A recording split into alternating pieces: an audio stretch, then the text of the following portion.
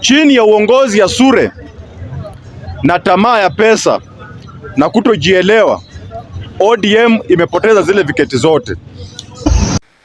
Wazito TV. Sisi kama wana ODM mashinani, ODM tuko na NDC date 27th which will be on next Saturday, na tunaona ni kama ODM haswa sana hapa Uasin Gishu yetu inaanza kupoteza umaarufu, na hiyo umaarufu ni kama inapotea kulingana na wale viongozi wale wa mashinani ambao tuko nao.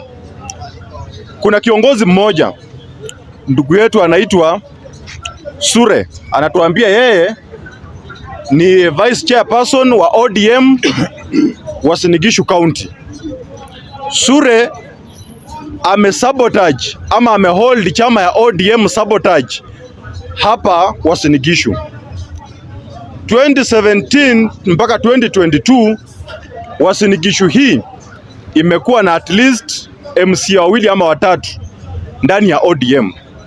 Chini ya uongozi ya Sure na tamaa ya pesa na kutojielewa, ODM imepoteza zile viketi zote.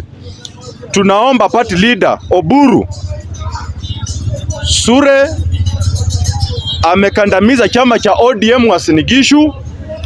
Tunaomba uongozi ya ODM Uasin Gishu ibadilishwe kutoka kwa kiongozi Sure. Kuna mama mwenye nguvu na tunaona anaweza peleka ODM mahali. Yes.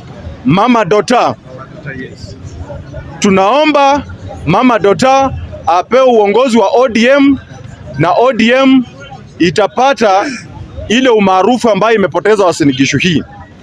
Sure amevuta chama nyuma. Sure hataki chama hapa.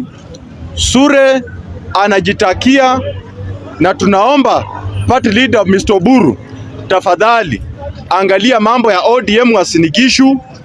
Kama sio hivyo 2027 ODM itakuwa mbaya zaidi hata Uasin Gishu kuliko vile iko sasa hivi. Asanteni.